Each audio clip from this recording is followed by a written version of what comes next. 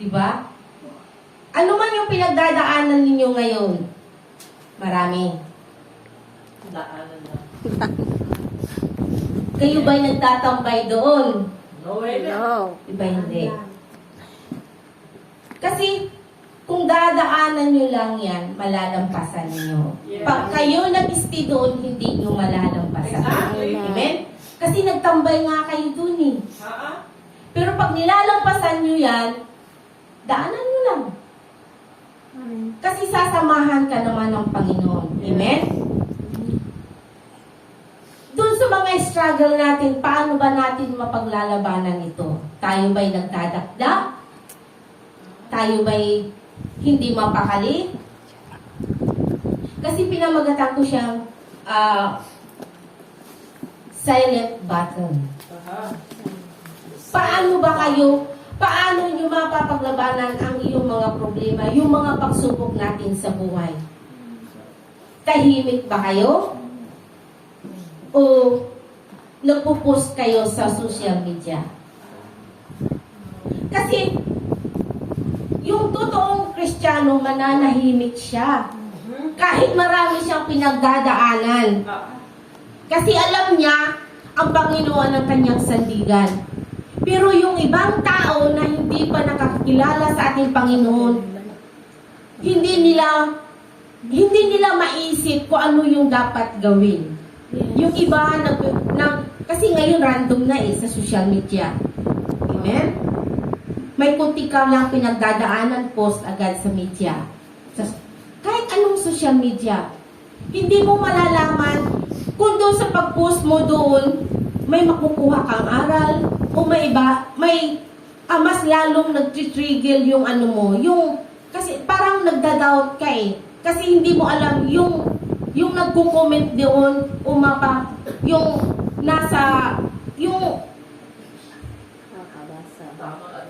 tama ba o mali, o mas lalo kang maliligaw. Amen? Pero sabi ng Panginoon, just to be keep silent. Pray and praise the Lord. Amen? Amen. Natawa nga ako doon sabi nga nila sa tagal-tagal kong mag-change profile ng FB. Bakit nakatalikod pa? Tawang-tawa ako doon. Kasi hindi nila alam yung ibig kong sabihin doon. Nakatalikod ako, tinatanaw ko yan kung anong gagawin ng Panginoon sa buhay ko. Amen? Kasi nakita niyo yung malaking parang backlist sa likod. Para makita ko yung mga backstabbers sa likod ko para hindi nila ako matitinag, hindi nila ako madadap sa anumang pagsubok. Kasi ang tinatanaw ko, yung future na kasama ko ang Panginoon. Amen? Kasi sabi nila, bakit nakatalikod ka pa sa haba-haba ng pag-change profile mo, nakatalikod ka pa? Sabi ko, dinudungaw ko yung kayamanan na iniiwan sa akin ng Panginoon. Amen? Amen! So, hindi dapat tayo mawala ng pag-asa dahil alam natin ng Panginoon nandyan lang yan. Amen? Yes. Tulad na lang sa in 2 Chronicle chapter 20 sa buhay ni King Josaphat. Yeah. Diba? Chronicles.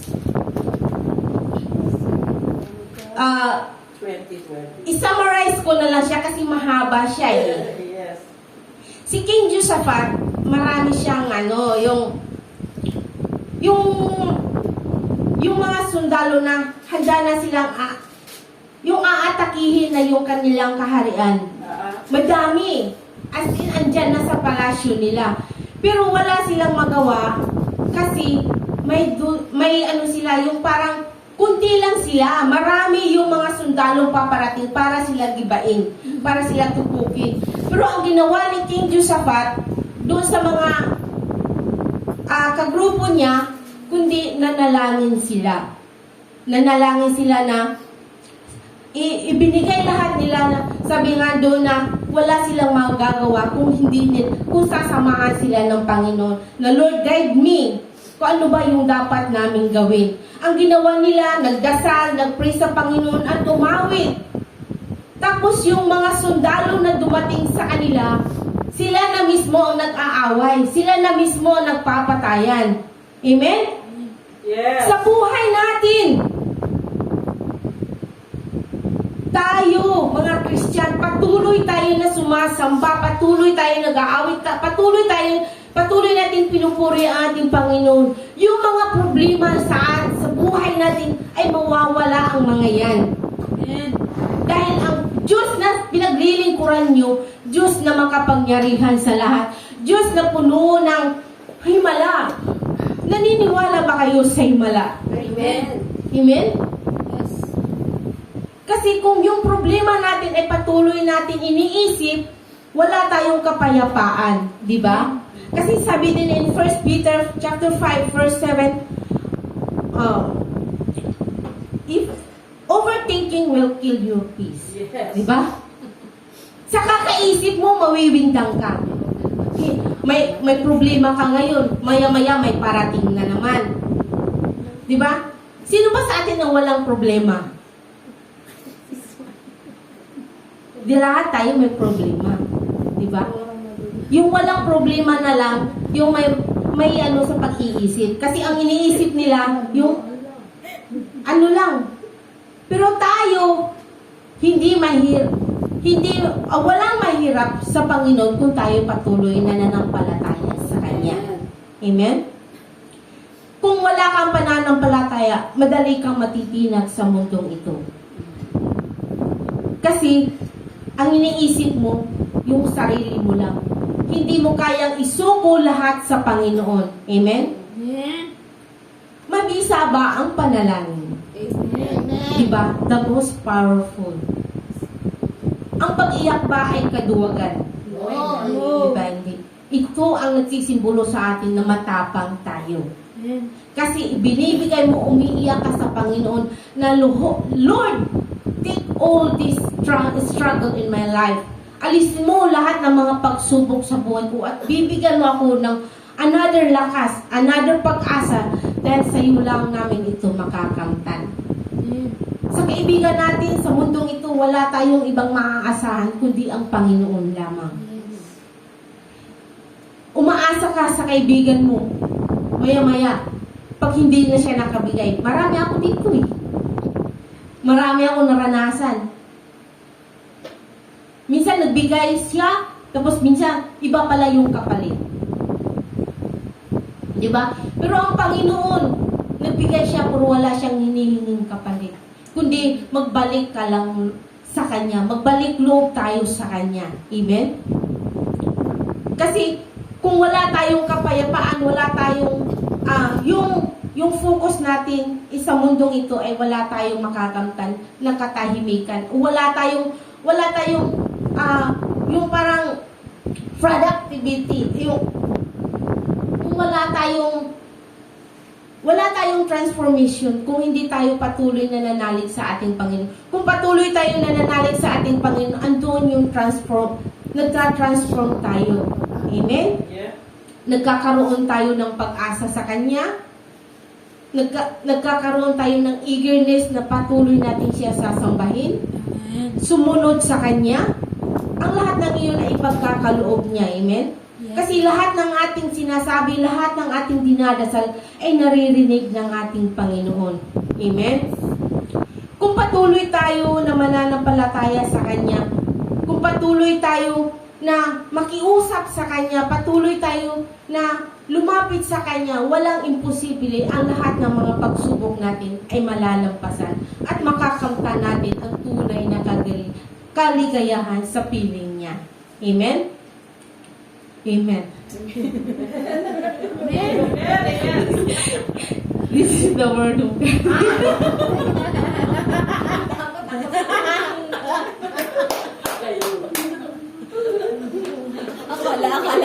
Akala ko po yung message. Akala ko yung message. Tinigla ako rin din. Alam niyo po ba kami, kagabi talaga nalagnat ako eh. Pero sabi nga, you need to arise. Ano ba yan ang title mo? silent battle. Ang ganda nung ano niya, totoo naman yun eh. Kapag meron tayong battle sa buhay, kailangan manahimik ka. Amen? Hindi yung inaaway mo pati kapitbahay. Amen? Kasi kapag tahimik ka, naririnig mo yung instruction ng Diyos. Hello? Kasi kung maingay ka, inaaway mo kung sino-sino mainit ang ulo mo, hindi mo marinig ang instruction ng Diyos. Kaya it is better close your door than pray and ask God the wisdom and ask God the instruction. And surely, God will give the instruction to you. Amen? Kaya, gustong isa sa title pa lang niya, alam mo na kung ano yung linalaman dito yan. Silent battle. Lahat. Personally, every day we have a battle in our lives. Tama po ba? Minsan ang battle mo, kalaban mo, ay sarili mo. Sarili. Tama? Amen. Sabi ko nga minsan kalaban mo, pinapalayas mo. Devil, get out! Get out! Pero kaibigan mo ang demonyo. How come na mapapalayas mo kung kaibigan mo ang demonyo? Are you there? Yes. No?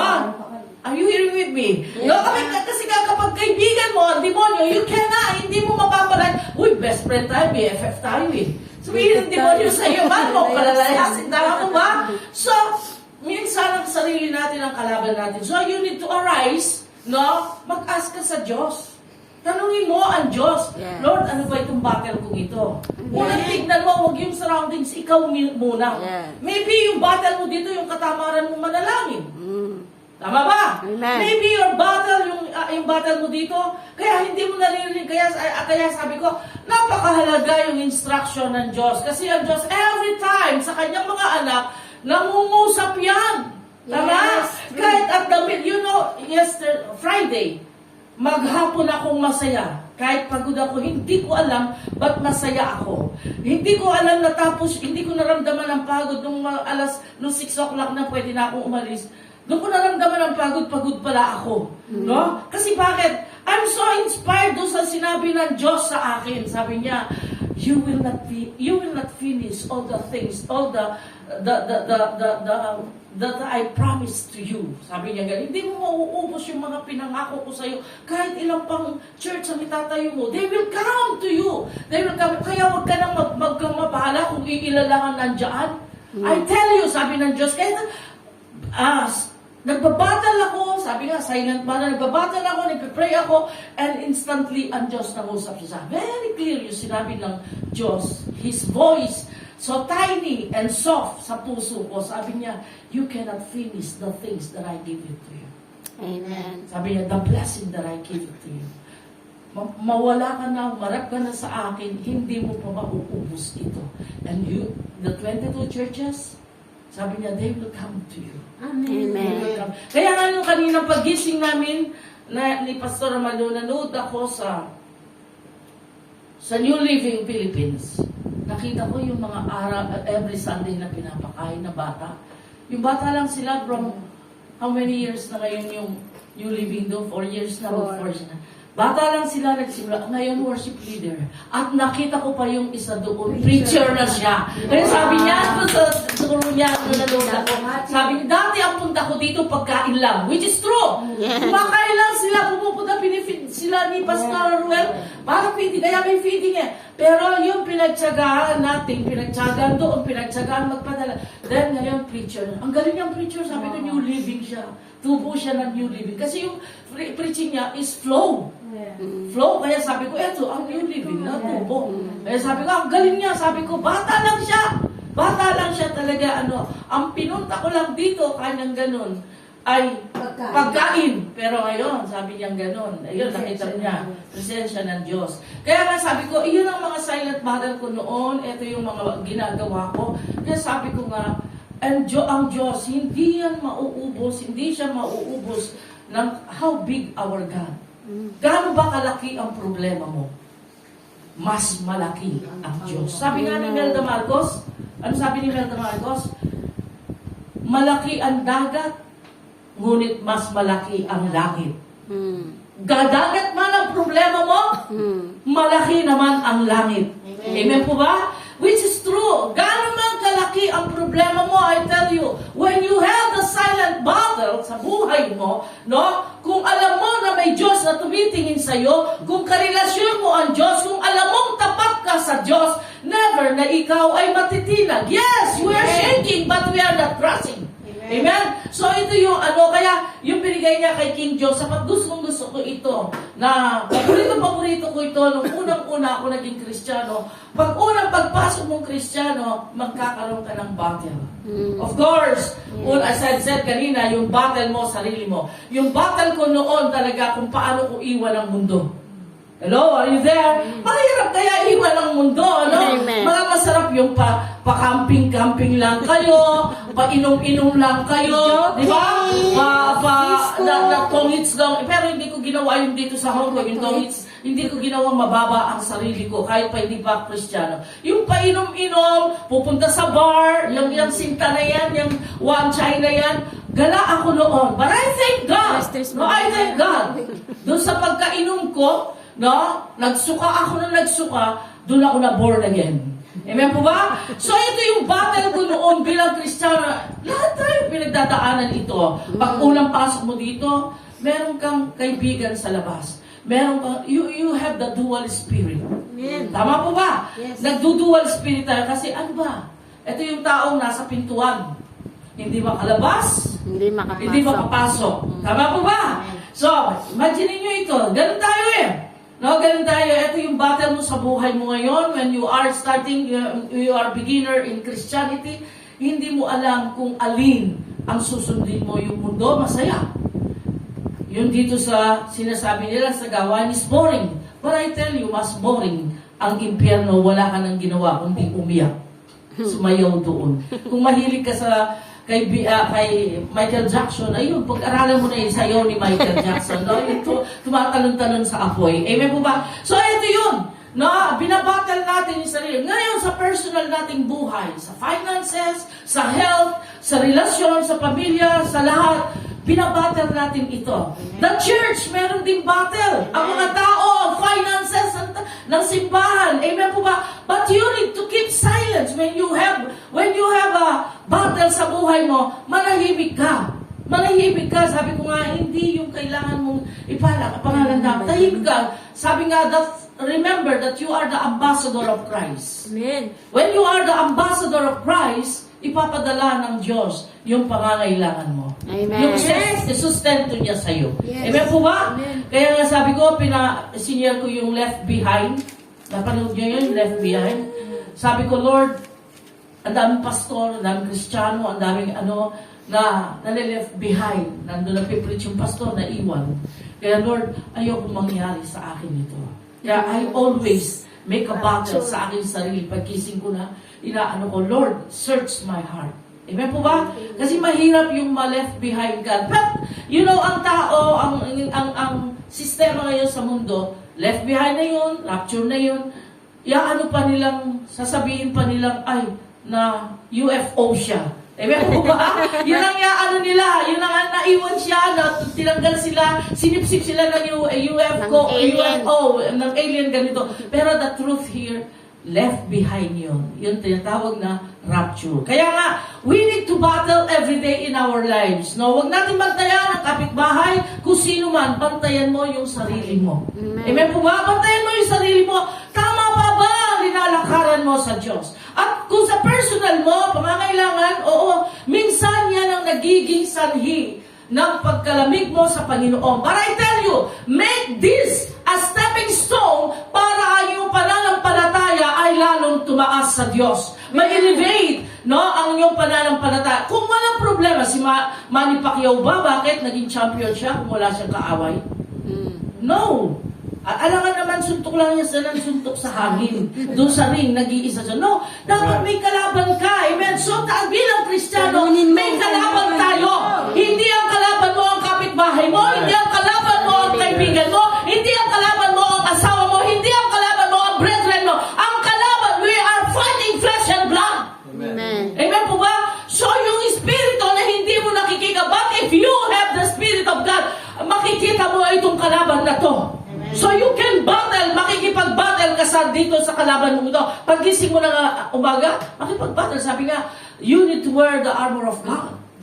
Galatians. Galatians, baka pa sa malo? Galatians, the helmet of salvation, breastplate of righteousness, belt of truth, shield of faith, sword of the Spirit, and shoes for the gospel. Bakit ito mahalaga sa buhay natin?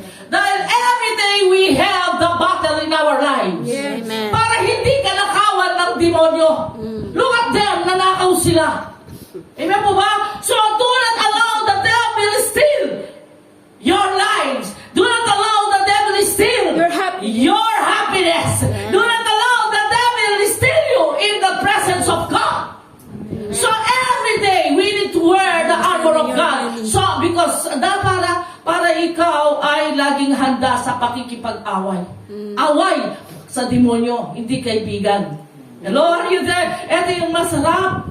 Ito yung masarap. Kahit ano pang gawin nila, when you are wearing the armor of God, parang binato ka lang, hindi tatakbo sa puso. Ganyan. No? Babalik sa kanila yan. Amen po ba? So ito, yung King Josaphat. But sa story ni King Josaphat, nung sabi nila, maliit lang yung troop ni King Josaphat. Pero ilang kay Amorites, yung mga lalaban sa kanya, lulusubin. Nagkaisa ang bawat bansa, yung bawat lugar. Nalulusubin si King Josaphat. Pero nagsabi kay King Josaphat, if you read this Chronicles, napakaganda. Then, pumunta si King Josaphat, listen to me, pumunta si King Josaphat, nanalangin siya, nag-ask siya, and God gave an instruction to him. Sabi niya, manalangin ka, magpuri. Sabi niya, kaya nga sabi ko, mga worship leader dapat laging ready. Tama po ba? Mga warrior of God, dapat lagi tayong ready. The musician dapat laging ready. Bakit? Nung si King Josaphat, walang ginawa kundi manalangin. At linagay niya sa front ang mga worship team. Tama po ba? Nung nanalangin siya, at ito ay nagpuri ang mga worship team niya. No? Nabingi, nabulat ang mga troop na iba at sila ang nag-away-away. Ang plano nila nakawan si King Josaphat. Pero yung dala-dala nilang kayamanan, nung sila'y nag-away-away, naiwan kay King Josaphat. Hello! Hello! Ganun yun eh. Ang gagawin ng Diyos sa atin, ipapadala ang kayamanan. Sabi nga, ang para sa'yo ay para sa'yo.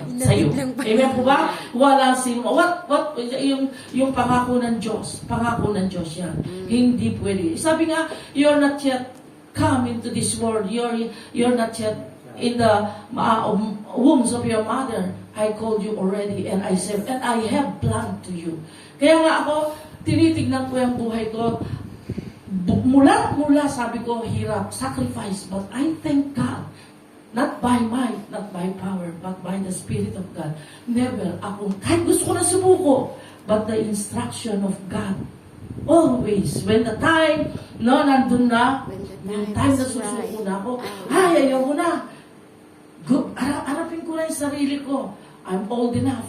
Sabi ko, but God said, hindi kita tinawag para ikaw ay sumuko. Amen. Tinawag kita para ikaw ay managumpay. How can God display His power?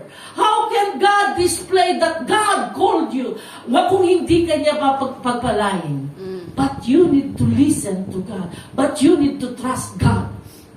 Yung battle mo in everyday. Kaya nga, God give us a wisdom. And God give us His Spirit para ma-determine natin if this voice or this voice is come from God. So that we can determine alin dito ang galing sa Diyos. Yes. Hello? When you know that the Spirit of God is in you, you can determine kung alin ang matitimbang-timbang mo ito. Amen. Hello? Are you there? And God will give you wisdom. Kaya ito lagi, kaya sabi ko, hindi ako aabot sa ganitong taon kung hindi sa instruction at tinig ng Diyos. Sabi nga ng Diyos, iwanan ka man ng lahat. Basta kasama kita. It is okay, Lord. Hello, are you there?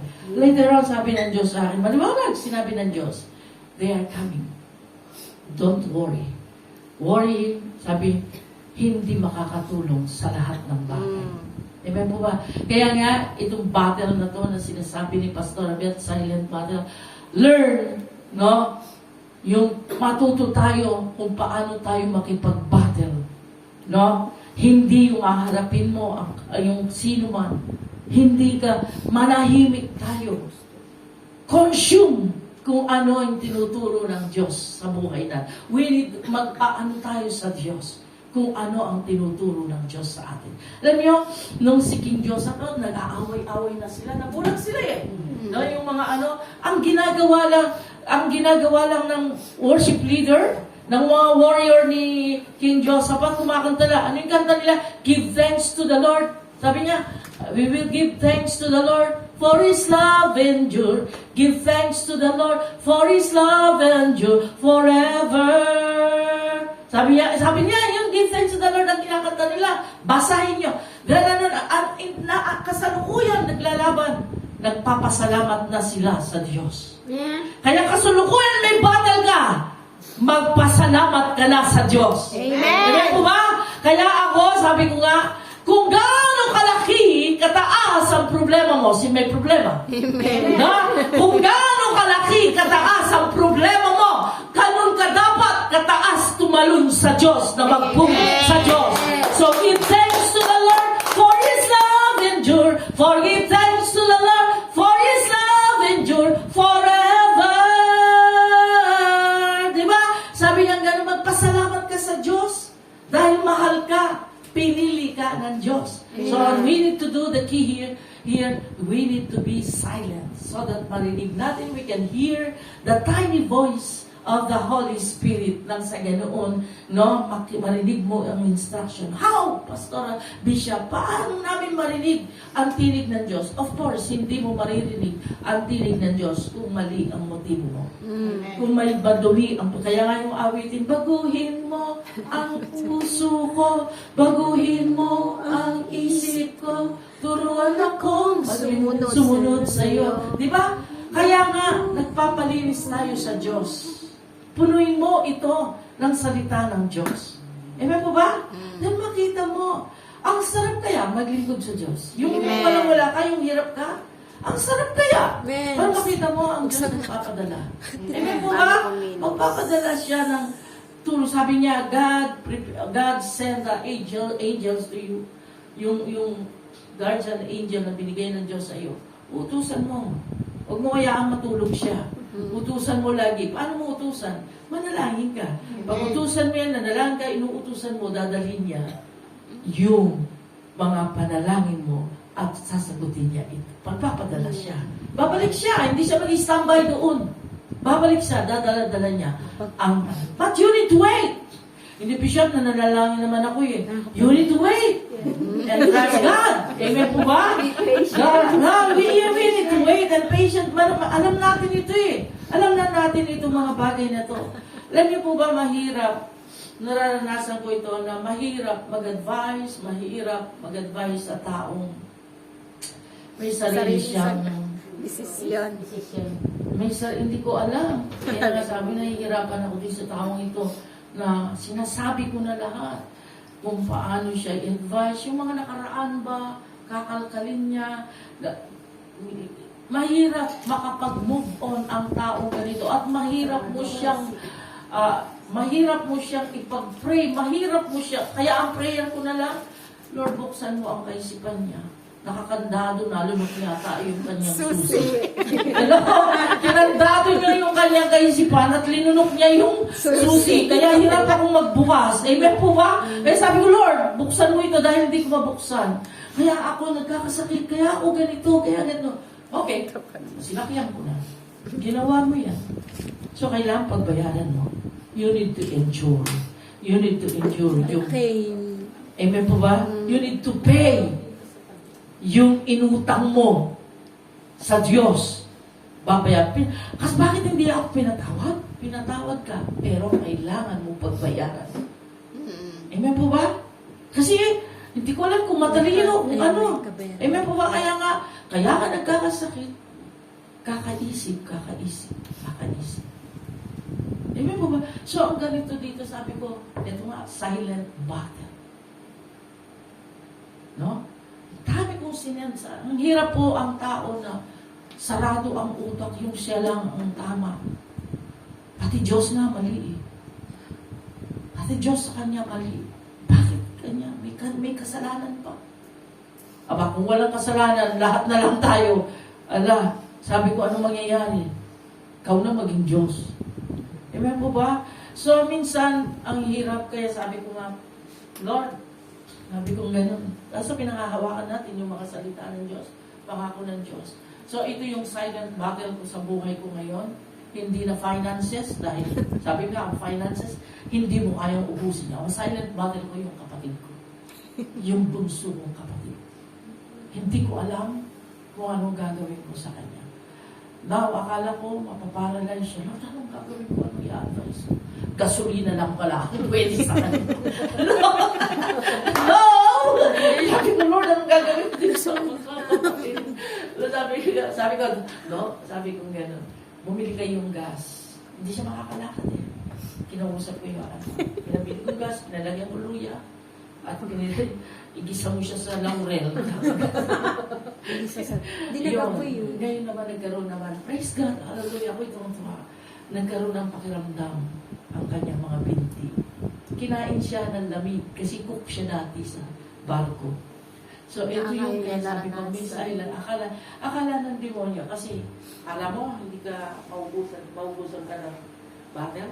Ito yung kapatid mo. Ay, simple yan. Ang Diyos, ang kagalingan. Amen po ba? Amen. Simple yan, ang Diyos ang kagalingan. Kaya nga sabi ko, we never stop asking God. Hindi pag okay ka na, finances mo, lahat, finances natin, lahat, okay ka na, titigil ka na sa pakipag-commune sa Diyos. No. Continue. Ask God. Continue to praise God. Continue to worship God. Continue to bow down to God. And God will not stop sa buhay mo. Ang sarap kapag ang Diyos nangungusap siya sa buhay natin. Wala nang ibang masarap, kundi yung kasama mo, nararamdaman mo, kino-comfort ka ng Diyos. Amen po ba? Kaya nga sabi ko, napakabuti ng Diyos sa buhay natin. Kaya nga ako'y nagpapasalamat sa buhay ng bawat isa. No, sabi nga, totoo, pag dumadaan kami ni Pastor Amalo doon sa puno, nalagas na lahat. Nalagas lahat yung mga dahon. Empty na siya. Then,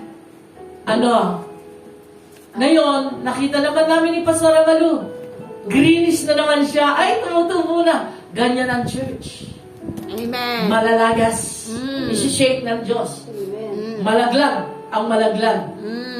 Then, sisibol ang marami. Kaya nga sabi ng Diyos sa akin they are coming. Don't worry, just worry and pray. They are coming. Tayo ito kayo. So don't stop.